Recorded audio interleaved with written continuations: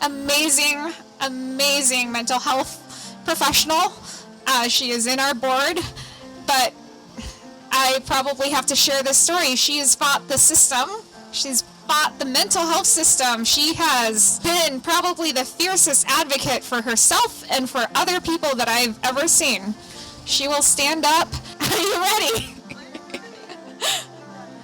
Thank you very much. Hi, I'm Laurie Couture. I am a licensed mental health counselor for children and adolescents by trade. I want to ask everybody, what is the greatest public health crisis that our nation is facing right now?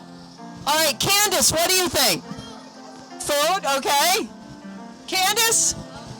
Connie? Okay. Is it Jim Thomas? What do you think? What is the greatest public health crisis that you think our nation is facing? Everybody's got an awesome answer because all of those are true, but I want to delve a little deeper. The greatest public health crisis our nation is facing right now is childhood developmental trauma. And I'm going to explain why. Because trauma is at the root, in some way, of nearly every emotional, behavioral, and learning issue children have. And if children are coming into the world as adults traumatized, then we have the types of corruption that we have seen in this place for so many decades, that finally we're getting a chance to see change over into hope. So I'm Laurie Couture, like I said. I'm an author, licensed mental health counselor for children and adolescents, and I have worked with children across multiple disciplines and dimensions. So mental health system, foster care system, adoption, education, juvenile justice, and I have watched the corruption in all of those fields, if you will. So it's not just mental health, those are all in bed under DHHS. So I want to introduce something that I call my protocol called Nature's Intent, and I'll get into the Couture protocol later. But nature's intent is apparent right here with the nature around us. What is nature's intent for that tree over there? Nature's intent wouldn't be for the tree to be sitting at a desk doing paperwork, but yet somehow we think that children should be sitting at desks doing paperwork, or that children, when they have behavioral issues, should be drugged with powerful chemicals, or we think that when a child is having mental health symptoms that they should be labeled ADHD and drugged or with a behavioral model. No, nature's intent is that if a child is showing a symptom, that is an alarm that something in their environment is not meeting their needs, and it's upon us as the parents, caretakers, and adults to find out what need is not being met. So most of what I do is on that premise of we need to learn what is nature's intent for the child. So I want to talk about how DHHS, the Department of Health and Human Services, and other institutions under them, including one of my slides shows how they're all in bed together, the Department of Education, and how all these contracts form like a big spider web, how these institutions are harming our children, youths, and families. So first, children's needs are neglected across agencies and departments. So what is a need? A need is something that a child has to have as a condition of healthy development. Now, development is on multiple levels: physiological development, emotional, psychological development, intellectual development, social development, epigenetic development, and even sexual and spiritual development. So we need to ask, what are the needs, and how are these institutions refusing to allow us to meet them? If you just think of just the school system, the needs are not being met there because kids are sitting in chairs all day at desks doing mindless busy work, tapping on tablets, doing homework, when children should be moving, running around. I see so many school groups here at the White House, and the kids, it's just as boring as when I came here when I was 12. The kids just stand there while their teacher says, in the year 1867, that statue was built based upon this. And the kids are totally zoned out. What kids need to be doing is pulling open their sketchbooks and sketching that beautiful statue here in Lafayette Park, and then learning the history of it, looking at the White House, running around, looking at all of these trees, opening a tree ID book, sketching the trees, learning passionately by moving their bodies. So that is one of hundreds of ways that kids' needs are not met and how they're neglected in these agencies. So DHHS has under it a few different sectors that cover mental health. SAMHSA, substance abuse and mental health. CDC does cover some mental health, and there are others that connect. There's a program that deals with children's behavioral health initiatives under Medicaid. All of these agencies and departments neglect children's needs in the mental health field. It's all about diagnosing, getting kids to cooperate with the adults, the school, and then medicating. That is the system. So needs are not a factor. Another way that DHHS harms our children is that they use outdated models of learning and human psychology. In other words, these models are developmentally inappropriate for children. It's a behavioral biochemical model rather than a trauma-centered model. And even the so-called new trauma-centered therapies they have are still behavioral models, talk therapy models. So what do I mean by behavioral? Meaning cognitive behavioral therapy, dealing with the prefrontal cortex, which is executive function and rationality. And unfortunately, that's not where trauma stores in the brain. Now, I had some slides about the limbic system. Now, if you were to drill your fingers through your ears, you would reach an organ called the amygdala. Our amygdalas are important because, and you hear my New England accent, amygdalar, the amygdala is crucial to keeping us alive and safe. If I were to slip off this stage right now, my amygdala would kick in, and I would have either a fight, flight, or freeze reaction to prevent myself from hurting myself. So the limbic system's job is to do three things: fight, flight, or freeze, to save our lives. However, when there is developmental trauma, which I will explain what that is, the amygdala has an emotional injury, or the whole limbic system does. So what happens is the amygdala gets set off for everything, and then you start having behavioral issues because kids are acting out because they're getting triggered by things. And instead of healing that trauma in the limbic system, they're going and sending them to talk therapy, which deals with the prefrontal cortex, not the amygdala. And it's also not developmentally appropriate because most kids don't want to sit around and talk about their feelings, especially boys. That's why I wrote my book, Nurturing and Empowering Our Sons, because I talk about how those systems are especially neglecting boys. And 81% of youth suicides ages 10 to 24 years are boys and young men. And my son was one of those casualties because of DHHS and how it failed Bryson. I wish I had time to get totally into that story, but I must move on. So, behavioral. We explained behavioral is focusing on behavior rather than on trauma. Biochemical is the other aspect of this system. So they want to take a chemical that costs a lot of money, that you spend a lot of money on, and put that into the child in hopes that it subdues the behavior that is undesirable. So what we're basically doing, if we get back to nature's intent, is we are subduing nature's alarms. Nature puts the alarms. Now, if all of a sudden the leaves on that tree turn yellow, that's nature's alarm telling us that tree is dying. Something in the environment isn't working. If that squirrel over there suddenly starts falling over, that's nature's alarm saying something's wrong with that squirrel.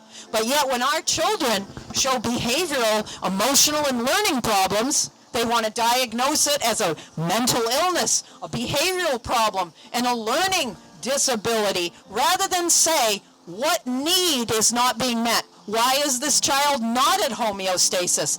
What trauma is going on? Maybe the schooling itself is traumatic to the child.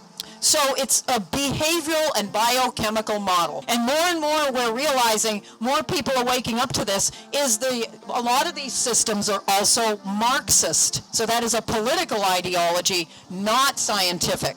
And what Marxism is, in a nutshell, is we separate the human family into a group of oppressors and oppressed. And that's not what we all are. We are all complex, individual human beings with so much love in us. And if you have people that act, quote, bad, that's because they have severe trauma. So we are not a group of oppressed and oppressors. Look at all of us of different races and backgrounds and genders all getting along here.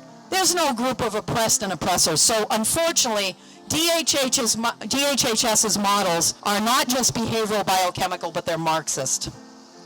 Okay, so also the public school model that we school our children in 2025 was based on an authoritarian 1850s factory model of children forced to sit, listen, do paperwork, and tap on tablets all day. And unfortunately, the community mental health system placates this because their primary referral source is from the public schools.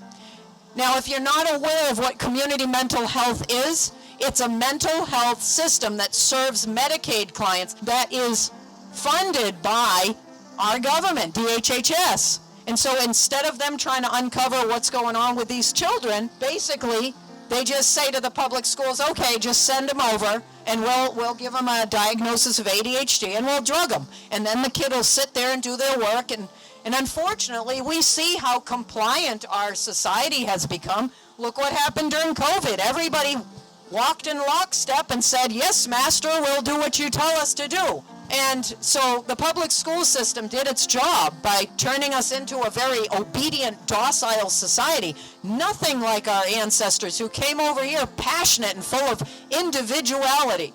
So also, the drug and behavioral models that DHHS push in children's mental health feeds profits. There are all these different contracts that are connected to DHHS, like CHAD, which is a group that teaches parents who have children with ADHD that their child's diagnosis is purely biochemical, and they give them all kinds of resources to support that. That receives some government funding. NAMI, National Institute of Mental Health, receives government funding. Never going to hear the trauma model from them. They want you to believe that if your child is acting out, they're mentally ill and mental illness is born. They're never going to talk to you about PTSD, reactive attachment disorder, or developmental trauma issues. The system is also corrupt, not just because of the profits, but because, again, that political Marxist agenda. And that Marxist agenda, and I can tell you this because I've been on the inside of all of those systems, not just mental health, but social services, foster care, adoption, education, juvenile justice. I've been inside all of them, and I've always been a maverick, but they're all about pushing that Marxist agenda. They're all about pushing the behavioral biochemical. And I remember when I used to work in community mental health, I was told by supervisors, you're discharging your clients too fast. They're getting better too fast. And I'd say, well, isn't that the point? And the supervisors would say, well, we have a business to run. And I'd say, excuse me, are you telling me that I should keep my clients sick for your business model? And they would say, well, you do have productivity to meet. And I'd say, well, I'm sorry, that's not what I signed up for. So I have a lot of things that I wanted to introduce today, but it is starting to rain. I wanted to introduce the human attachment cycle, how a child bonds, and how in our society today, that bonding is disrupted by the very way that we run our system. And the things that we do that can cause our children to have what's called disrupted attachment. So I'm going to give you attachment in a nutshell. It's 4 steps. Child has a need. Child expresses the need. Adult meets the need. Child feels homeostasis. It's a cycle. If that happens, the child is at homeostasis and their mental health is stable. But unfortunately, if they're constantly getting disrupted with their needs not met, then unfortunately they're going to have what's called attachment disruption. And yes, that can lead to all the mental health symptoms that we drug and medicate, just like PTSD. I wanted to just explain, now that I explained attachment, what childhood developmental trauma is. Childhood developmental trauma is physical emotional distress that overwhelms a child's ability to cope, and that which causes emotional injury as a result. That can be physical, sexual, emotional abuse or neglect, or attachment disruption, like we talked about, needs not being met, parent loss, abandonment, early medical procedures like circumcision, which mutilate the child's penis, foster care or group placement, exposure to porn, or any other type of traumatic injury. Chronic stress is also a trauma. Unfortunately, many of our kids today are experiencing this. Just being in school, going to daycare, that's all chronic stress. Screens, the very medium itself and the content, by kids always on screens, they are not playing, they are not meeting their developmental needs. Lack of nature and outdoor time, a lack of free play, lack of adventure, incessant socio-political propaganda shaming our kids, especially our boys. And remember, childhood developmental trauma heals on all holistic level. It also kills. As I said before, of all youth suicides, 81% in the age category of 10 to 24 are boys. PTSD and attachment disorder are really the only true mental health diagnoses. All the other labels that are in the DSM-5 are merely just collections of symptoms of how people express distress and trauma. They don't exist. ADHD is a collection of symptoms of either trauma or a medical problem, a neurodevelopmental issue, food allergies, food sensitivities. It's not a real diagnosis. But you know what's interesting about DHHS is some of their own studies, what's the so-called ACEs studies, Adverse Childhood Experiences studies by Felitti and Amber, their own ACEs studies admit that the more traumas that a child has suffered, their propensity for suicide, medical problems, and mental illness climbs exponentially and is off the charts, but yet their same departments are pushing this biochemical behavioral model that ignores trauma. So DHHS doesn't even know what it's pushing. It doesn't even know its own research. Or it does, and it still pushes the drugs for profit, which I think that's what it is. DHHS and the CDC know that childhood developmental trauma harms children in all life domains. Again, yet they still push that behavioral, biochemical, feminist, Marxist model of mental illness. So I want to tell you real quick here about TCPC. TCPC is the Couture protocol, a protocol that I developed that helps children heal on 12 dimensional or levels of their development. So it also heals generational trauma in the family, because you can't heal a child without healing the mom and dad and the whole family. So you can go to lauriecouture.com to learn more, but basically the Couture protocol starts out by doing some crisis intervention and just making sure that families have their basic needs met. Then we do neurosomatic trauma treatments like EMDR. I can refer for neurofeedback and somatic experiencing. These treatments actually work on that amygdala limbic level. They are not talk therapies. Then we work on the attachment system with the parents. I don't care if they're teenagers going to college. If a child has an attachment disruption, that really needs to be addressed. So that's the second step, neurosomatic trauma treatments. And then we have alternative education, one of my favorites. I proudly homeschooled my son through graduation. So what I try to do is help families find an educational alternative for their child to get them out of the public school system and will meet their needs, their developmental needs. There are so many alternatives to public school, and you can learn more in my books what those are. I actually grade them by nature's intent grade, as if nature gave them a grade, A through F. The other thing too would be we work with the family's generational trauma. That's another one. I refer for nutrition, orthomolecular, or basically like functional medicine nutrition evals to rule out any food sensitivities that could be leading to the child's mental health issue. Now, I have seen children get viciously violent from a food sensitivity to dairy, to sugar, to grains, to soy, and every parent needs to know that if you are feeding your kids processed American food, then you are feeding them estrogen, because there is soybean oil in almost all the food. It's hidden under tocopherols sometimes. Tocopherols are almost always from soybean oil. And so you are basically giving your children a dosage of estrogen if there's soy in their food. And unfortunately, I do believe that this is contributing to the transgender phenomenon that our children are suffering.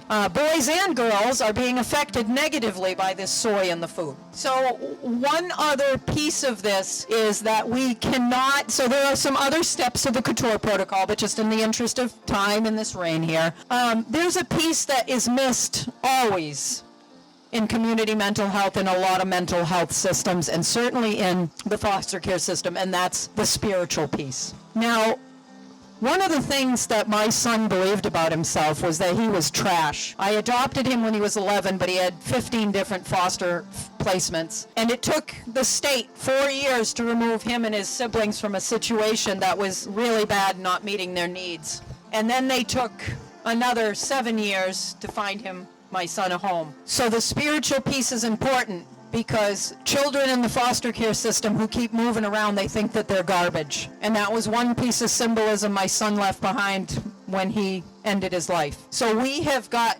to work on the spiritual piece with our children, especially those with behavioral problems, because a lot of them believe they're bad kids, or they're garbage, or they're trash, especially the kids that are in the foster care system or in impoverished. We need to teach them that God values each and every one of them as precious and unique. I would love to speak more, but just in the interest of time and in the interest of this weather, I think I will end it at this. But you can check out my book, Nurturing and Empowering Our Sons, and Instead of Medicating and Punishing. And I am also, just as a side note that is different from this topic, I am happy to talk to anybody about how I cured, and I'm saying cured right here in front of what represents DHHS, cured my Crohn's disease using the Paleolithic diet, using nutrition, supplements, vitamins. And by the way, what an impressive difference that made in my son's behavior when he was 80% paleo. He never did 100% like me. His choice. But the 80% paleo really helped keep him stable, as did the EMDR. Unfortunately, when children pull away from their support systems, there's little you can do when they're over 18. However, I'm happy to talk to anybody about my medical journey. I am diagnosed on the autism spectrum, and the Paleolithic diet and supplementation have helped me with that as well. Most people can't even tell I'm on the spectrum. I also have many autoimmune issues that have also made tremendous gains with the paleo diet, as well as, and when I say paleo, I don't mean trendy, low fat, I mean high fat, Paleolithic meats, fruits, vegetables, nuts, and seeds, no refined sugar, high fat, again, caveman type diet. And I'm telling you, you're going to hear from many more people here talking about the nutrition piece, so that's why I'm not going to get too into it. But Diana did want me to speak a little to it, and I wanted you to understand that I am a living, breathing person. I just turned 51 last week, and I feel better at 51 than I did. Yeah, I see them cheering over there. Than I did at 21 when I was sick and eating the mainstream diet and just filling myself full of garbage and listening to the medical doctors and taking 21 pills a day and all that garbage. And I credit my gastroenterologists at Mass General and Children's Hospital for saving my life. They will forever be my guardian angels. But sadly, once they removed the diseased tissue from when they removed the diseased intestines, they had no idea how to help me recover so that I would never have another relapse. I had to learn all of that on my own. I had to teach myself nutrition and herbs, and now it's so easy to do that. But when I started that journey in 07 and 09, I had to teach myself all by scratch. So luckily I can teach myself anything. But thank you so much. It's been awesome And what an honor to be here speaking in front of the White House, speaking to you about childhood developmental trauma and how we can help heal our children through the Couture protocol and similar methods. Thank you so much. Goodbye.